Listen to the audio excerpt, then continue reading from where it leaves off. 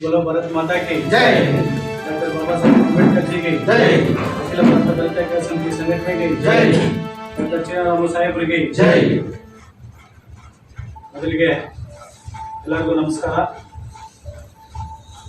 ಇವತ್ತು ಅಖಿಲ ಭಾರತ ದಲಿತ ಕ್ರಿಯಾ ಸಮಿತಿಯ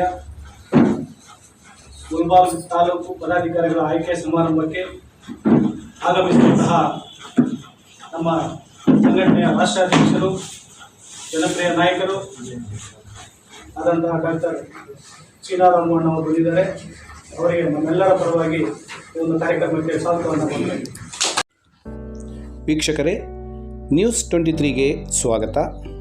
ವೀಕ್ಷಕರೇ, ಇಂದು ಅಖಿಲ ಭಾರತ ದಲಿತ ಕ್ರಿಯಾ ಸಮಿತಿ ರಾಷ್ಟ್ರೀಯ ಅಧ್ಯಕ್ಷರಾದ ಚೀನಾ ರಾಮು ಅವರು ಮುಳಬಾಗಿಲು ತಾಲೂಕಿಗೆ ಆಗಮಿಸಿದ್ದರು.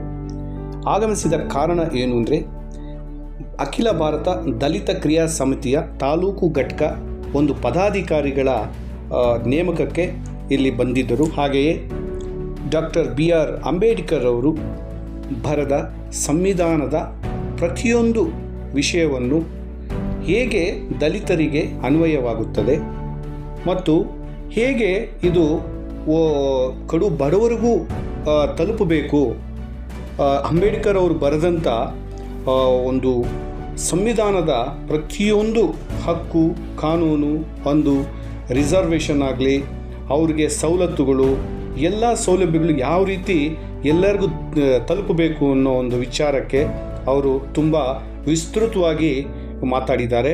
ಅದರ ಜೊತೆಗೆ ತಾಲೂಕು ಘಟಕಕ್ಕೆ ಅಖಿಲ ಭಾರತ ದಲಿತ ಕ್ರಿಯಾ ಸಮಿತಿ ತಾಲೂಕು ಘಟಕಕ್ಕೆ ಅಧ್ಯಕ್ಷರು, ಉಪಾಧ್ಯಕ್ಷರು ಹಾಗೆ ಸದಸ್ಯರುಗಳ ನೂತನ ಪದಾಧಿಕಾರಿಗಳ ಆಯ್ಕೆ ಕೂಡ ಮಾಡಿದರು. ನಂತರ ಮಾತನಾಡಿದ ಅವರು ಸಂವಿಧಾನದ ಬಗ್ಗೆ ಸವಿಸ್ತಾರವಾಗಿ ಮನವರಿಕೆ ಮಾಡಿಕೊಟ್ಟರು. ದಲಿತ ಕ್ರಿಯಾ ಸಮಿತಿ ಒಂದು ದೇಶದಲ್ಲೇ ದೊಡ್ಡ ಶಕ್ತಿಯಾಗಿ ಬೆಳೆದಿದೆ. ಬಾಬಾ ಸಾಹೇಬ್ ಅಂಬೇಡ್ಕರ್ ಅವರು ಜೀವನದುದ್ದಕ್ಕೂ ಬಹಳ ನೋವುಗಳನ್ನು ಅನುಭವಿಸಿ ಅವರೇ ಸ್ವತಃ ವಿಷ ಕುಡಿದು ನಮ್ಗೆ ಅಮೃತ ಬಿಟ್ಟಿದ್ದಾರೆ. ಈ ಅಮೃತದ ಪಾಲು ಎಲ್ಲೋ ಒಂದ್ ಕಡೆ ಶ್ರೀಮಂತರ ಪಾಲಾಗಿದೆ. ಬಡವರು ಇನ್ನೂ ಬಡವರಾಗಿ ಉಳ್ಕೊಂಡಿದ್ದಾರೆ. ನಮ್ಮ ಕರ್ನಾಟಕದ ಮುಳಬಾಗಿಲು ಒಂದು ಮೂಡನ ದಿಕ್ಕು ಅಂತಾರೆ. ಇದು ಸೂರ್ಯನ ಉದಯವಾಗ್ತಕ್ಕಂಥ ರಾಜ್ಯದ ಒಂದು ಹೆಬ್ಬಾಗಿಲು ಅಂತ ಕರೀತಾರೆ. ಇಲ್ಲಿ ಬಹಳ ಪ್ರಸಿದ್ಧವಾದಂತಹ ದೇವಾಲಯಗಳಿದ್ದಾವೆ, ಪ್ರಸಿದ್ಧವಾದಂತಹ ಇತಿಹಾಸ ಇದೆ ಇಲ್ಲಿ. ಆದ್ರೂ ಈ ಜನ, ನಮ್ಮ ಜನ ಇನ್ನೂ ಅಭಿವೃದ್ಧಿ ಆಗಲಿಲ್ಲ. ಈ ಕ್ಷೇತ್ರ ಮೀಸಲು ಕ್ಷೇತ್ರ, MP ಕ್ಷೇತ್ರನೂ ಮೀಸಲು ಕ್ಷೇತ್ರ ಸ್ವತಂತ್ರ ಬಂದಾಗಿದ್ದ. ಆದ್ರೂ ಈ ಜಿಲ್ಲೆ ಅಭಿವೃದ್ಧಿ ಆಗಲಿಲ್ಲ. ಈ ಜಿಲ್ಲೆಯ ಅಭಿವೃದ್ಧಿ ಆಗೋದಕ್ಕೆ ಬಡತನದಲ್ಲಿರ್ತಕ್ಕಂಥ ಕಟ್ಟ ಕಡೆಯ ಸಮಾಜಕ್ಕೆ ನ್ಯಾಯ ಸಿಗುವಂತ ಕೆಲಸ ಆಗಿಲ್ಲ. ಇವತ್ತು ನ್ಯಾಯ ಸಿಗದೆ ಇದ್ದಾಗ ಯಾರಾದ್ರೂ ಸಂಘಟನೆಗಳಿದಾವೆ, ಆ ಸಂಘಟನೆಗಳಿಗೆ ಹೋರಾಟಗಳು ಮಾಡ್ತವೆ ಅಂತ ನಾವು ನಿರೀಕ್ಷೆ ಮಾಡಿದ್ರೆ, ಆ ಸಂಘಟನೆಗಳು ಇವತ್ತು ರೋಲ್ ಕಾಲ್ ಮಾಡ್ಕೊಂಡು ಹೊಟ್ಟೆ ಪಾಲ್ಗಾಗಿ ತಮ್ಮ ಜೀವನ ನಡೆಸ್ಕೊಂಡು ಕೂತವ್ರೆ. ಜನರ ಜಾಗೃತಿ ಮಾಡೋ ಕೆಲಸನೂ ಮಾಡಲಿಲ್ಲ. ನೋವನ್ನು ಅನುಭವಿಸೋರಿಗೆ ಅನ್ನ ಕೊಡಿಸೋ ಕೆಲಸನೂ ಮಾಡಲಿಲ್ಲ. ಎಲ್ಲೋ ಒಂದು ತಾಲೂಕು ಅನ್ಸತ್ರ ನಿಂತ್ಕೊಂಡು ಜನರು ಬಂದವ್ರ ಹತ್ರ ಜೋಬಲ್ ವಸೂಲಿ ಮಾಡ್ಕೊಂಡು ಮಧ್ಯಾಹ್ನಕ್ಕೆ ಬಿರಿಯಾನಿ ಊಟ ತಿನ್ಕೊಂಡು ಬಿಲ್ಡಿ ಹೋಟ್ಲು ಹೋಗಿ ರಾತ್ರಿಗೆ ಒಂದು 90 ಹೊಡ್ಕೊಂಡು ಮನೆಗೆ ಹೋಗುವಂತ ಕೆಲಸ ಮಾಡ್ತಾ ಇರೋದು ಆಗ್ತಾ ಇದೆ. ನಾನು ಇದೆಲ್ಲ ಯಾಕೆ ಹೇಳ್ತಿರೋದು, ನಾನು ಇದೇ ಜಿಲ್ಲೆಯವನು, ಜೊತೆಗೆ ನಾನು ಬಡತನದಲ್ಲಿ ಬಂದಂತವನು. ನಾವು ನೋವುಗಳನ್ನ ಅನುಭವಿಸ್ಕೊಂಡು ಎತ್ತೋಳ ಕಷ್ಟ ಎತ್ತೋಳಿಗೆ ಗೊತ್ತಿರುತ್ತೆ. ಬಡತನ ನೋವು ಅನುಭವಿಸಿರ್ತಕ್ಕಂಥ ನನ್ನಂತವರಿಗೆ ಈ ಕಷ್ಟಗಳು ಗೊತ್ತಿದೆ. ಆದ್ರೆ ಬಾಬಾ ಸಾಹೇಬ್ ಅಂಬೇಡ್ಕರ್ ಅವರು ಏನೆಲ್ಲ ಶ್ರಮ ತಗೊಂಡು ಏನೆಲ್ಲ ಬಾಧೆ ಬಿದ್ರು ದೇಶಕ್ಕಾಗಿ, ಆ ದೇಶಕ್ಕಾಗಿ ಪಟ್ಟಂತ ಬಾಧೆ, ಅವರು ಪಟ್ಟಂತ ಪರಿಸ್ಥಿತಿಗಳನ್ನ ನೆನ್ಸ್ಕೊಳಕ್ಕೆ ಆಗದೆ ಇರತಕ್ಕಂಥ ದೊಡ್ಡ ಇತಿಹಾಸ ಇದೆ. ಮಹಾನಾಯಕ ಸೀರಿಯಲ್ ಬಂದಾಗ ನೀವೆಲ್ಲ ಬಹಳ ಮನೆ ಮುಂದೆ ಎಲ್ಲಾ ಕೆಲಸ ಬಿಟ್ಟರು ಆ ಟೈಮ್ ಬಂದು TV ನೋಡುವಂತ ಪರಿಸ್ಥಿತಿ ಇತ್ತು. ಇವತ್ತು ಆ ನೋವುಗಳನ್ನ ಅನುಭವಿಸ್ತಾ ಇರ್ತಕ್ಕಂಥ ನಮ್ಮ ಜನಕ್ಕೆ ಇವತ್ತು ನ್ಯಾಯ ಸಿಗ್ತಾ ಇಲ್ಲ. ನಮ್ಮಲ್ಲೇ ಆರ್ಥಿಕವಾಗಿ ಮೇಲೆ ಬಂದಂಥವ್ರು IAS, IPS, IRS, IFS, ಇಂಜಿನಿಯರ್ಗಳು, MLAಗಳು, MP ಗಳು ಮೀಸಲಾತಿಯನ್ನ ದುರ್ಬಳಕೆ ಮಾಡಿಕೊಂಡು ಅವರು ಅವ್ರ ಕುಟುಂಬಕ್ಕೆ ಸೀಮಿತ ಆಗ್ತಾ ಇದ್ದಾರೆ. ನಾವು ಇದ್ರ ಬಗ್ಗೆ ಪ್ರಸ್ತಾಪ ಮಾಡಿ 40 ವರ್ಷದಿಂದ ಈ ಹೋರಾಟಗಳನ್ನ ಪ್ರಾರಂಭ ಮಾಡಿದ್ವಿ.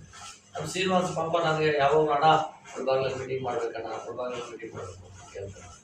ನಾನು ಮುಳಬಾಗಿಲಲ್ಲಿ ಮೀಟಿಂಗ್ ಮಾಡ್ಬೇಕು ಅಂತಂದಾಗ ನಮ್ಗೆ ನೋವಾಗೋದು ಒಂದೇನಂದ್ರೆ, ನಮ್ಮ ಜನ ಇನ್ನೂ ಜಾಗೃತಿ ಆಗಿ, ಯಾರೋ ಒಂದಷ್ಟು ಜನ ಸಂಘಟನೆ ಹೆಸರು ಹೇಳ್ಕೊಂಡು ಒಂದು ಸಂಘಟನೆ ಹೆಸರಿನಲ್ಲಿ ದೂರವೇ ದಲಿತ ಸಂಘರ್ಷ ಸಮಿತಿ A ಬಣ, B ಬಣ, C ಬಣ, ದಲಿತ ಸಂಘರ್ಷ ಸಮಿತಿ ಹೆಸರಿನಲ್ಲೇ ಇದಾವೆ.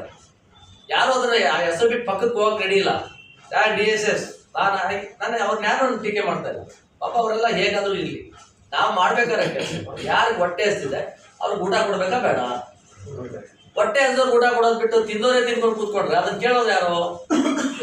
ಯಾವುದೇ ಸಂಘಟನೆಗಳಾಗಲಿ ಇವತ್ತು ಬಡತನದಲ್ಲಿ ನೋವುಗಳನ್ನ ಅನುಭವಿಸ್ತಾ ಇರ್ತಕ್ಕಂಥ ನಮ್ಮ ಸಮಾಜಕ್ಕೆ ನಾವು ನ್ಯಾಯ ಕೊಡಿಸೋದ ಕೆಲಸಗಳನ್ನ ಸಕ್ರಿಯವಾಗಿ ಮಾಡಲೇಬೇಕಾಗಿತ್ತು. ನಮ್ಮ ಧರ್ಮ ಅದು ಬಾಬಾ ಸಾಹೇಬ್ ಅಂಬೇಡ್ಕರ್ ಕನಸು. ಆ ಕನಸು ಇವತ್ತು ನೆನಸಾಗಿಲ್ಲ. ಅವ್ರ ಪಟ್ಟ ಶ್ರಮ ಇವತ್ತು ಬಡವರ ಗಂಟ ತಲುಪಿಲ್ಲ. ಹಳ್ಳಿಗಳಲ್ಲಿ ಇನ್ನೂ ಒಂದು ಊಟಕ್ಕೂ ಒದ್ದಾಡ್ತಕ್ಕಂಥ ಬಡ ಜನ ನಮ್ಮ ಅಣ್ಣ ತಮ್ಮರು ಇದ್ದಾರೆ.